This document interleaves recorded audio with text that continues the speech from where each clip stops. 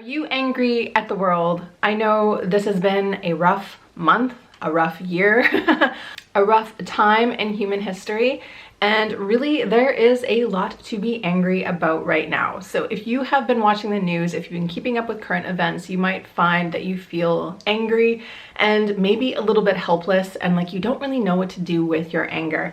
So today's video is for you. Today I'm going to give you some tips on how to deal with your anger when you feel like you are angry at the world and you don't know what to do about it. So if you want to find out more, then be sure to keep watching.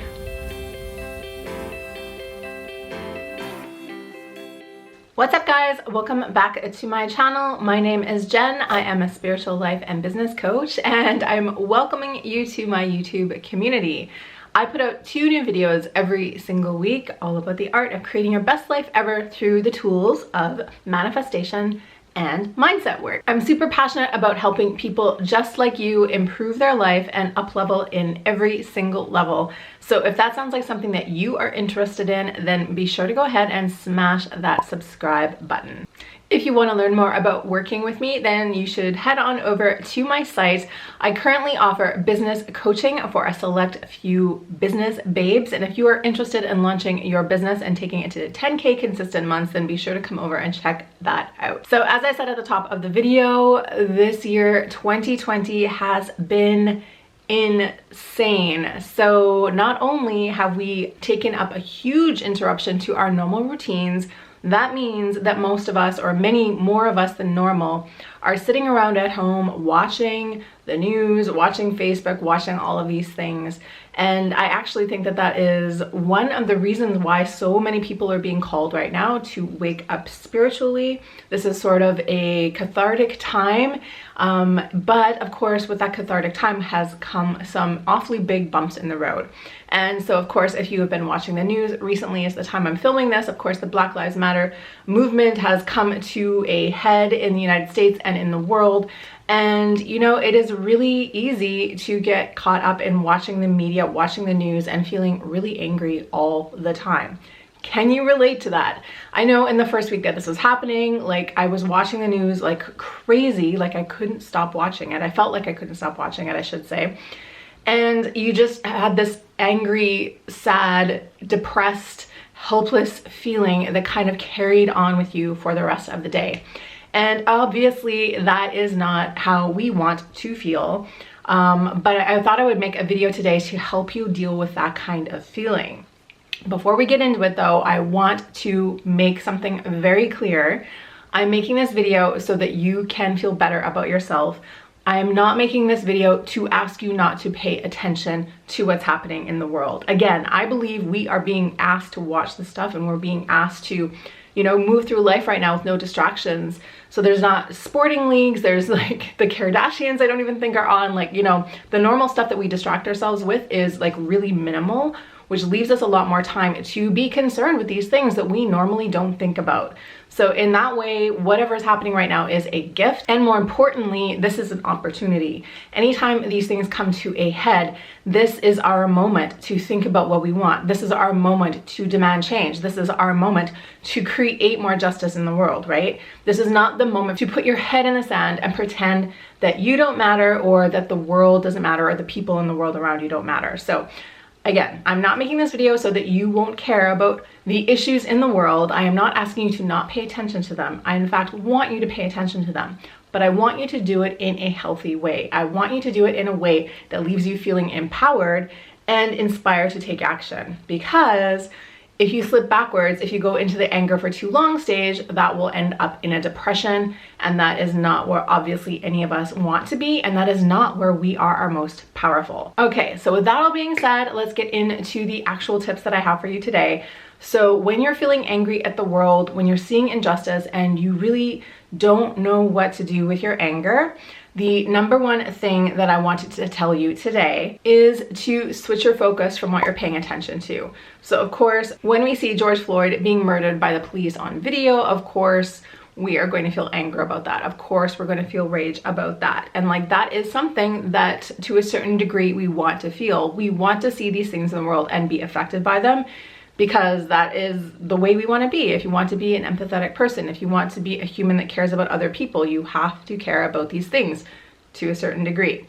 However, as this issue went on, we can see how this one incident has actually sparked, you know, this movement, right? And this movement has given rise to a bunch of amazing things. It has given rise to those police officers actually being charged. This has given rise to so many issues coming to the surface. This has given rise to people talking about police brutality and defunding the police and having these conversations that we were not having even 3 months ago. So if we get focused on the terrible thing that happened and we just keep thinking about that and keep thinking about that and keep thinking about that, we are missing what happens after. And what happens after something terrible, a terrible tragedy, comes the opportunity. So there have been people that have chosen to rise, that have chosen to lead, that have chosen to do something with this. So when you are feeling angry and feeling helpless, I want you to focus on that. I want you to focus on the people that are creating change. I want you to focus on how this moment has become a catalyst for something bigger, and tied to that, but secondary to that, I want you to figure out how you can use this moment as a catalyst to something bigger in your world. Again, the thing is with anger, if we stay in our anger for a really long time and we don't take action on it, that will leave us feeling helpless, and that will ultimately lead to depression. And like I said, I'm going to talk a bit more about that at the end, but for now you just need to know that focusing on the wrong thing is going to leave you feeling like a victim, like you're helpless, like there's nothing you can do. But if you focus on the right thing, on the change, on the good, on the potential that is coming up in the world right now, that will leave you feeling so much more powerful. Point number 2 that I wanted to bring up today, when you are feeling angry at the world around you. This is obviously, what I'm going to say is not an excuse for the way anyone has been treated, but I want you to remember the fact that when you go through your life and you're going and meeting people and things are happening in your world, that every single person that you meet out there, in fact, every single person watching this, every single person at their core believes that they are a good person and believes they are doing the right thing. Now, does that excuse people's behavior? No, of course it doesn't. Of course, we all have to take responsibility for our behavior. But the thing is, there's nobody out there who's doing something because of an ill intention. Like, these people think that they are saving society or something like that. Like, I'm talking about the police. And obviously that isn't what they're doing. Obviously they're becoming more of a menace than a savior. When we get into anger mode, when we start to look at the world as being very black and white, it becomes easy to forget that there is an actual human story even on the other side of this terrible stuff that we're seeing. But if we can remember that, if we can remember that these people, you know, were raised a certain way, and not everything that they believe in was stuff that they chose for themselves. That is stuff that they, you know, picked up from the media. That is stuff that their parents taught them. You know, I mean, yes, again, we do have to take responsibility for that as an adult. And this is exactly why I'm so big on teaching conscious creation, because every single one of us has the opportunity to go in and look at our belief structures and change them if they're not working for us. But this is not something that people historically knew. This is not something that most people even now know. So you have to have a little bit of forgiveness in your heart and remember that even the people that are doing the most horrible things in the world, they are usually protecting themselves or usually reacting to something or coming from a place of, you know, hatred in their background. And again, I'm not excusing anyone's behavior, but if you remember that, that can kind of lessen the intensity of your anger. People aren't just black and white. It would be so much easier if we could just be like, there are just evil people in the world and, you know, they're bad and that's it. But that isn't the way it is. Unfortunately, we are all shades of gray, and remembering to have a little bit of compassion even for the things that you want to change and the people that have done things to wrong you, that can really go a long way. Also, having a feeling of compassion in yourself, that isn't a weakness. That's actually one of the strongest things you can do, and that will really help you to tap into your power, your own personal power, and choose to see what you want in the world instead of being consumed by what you see. Okay, tip number 3 I have for you today about how to not feel angry at the world all the time is to remember that we cannot change the past.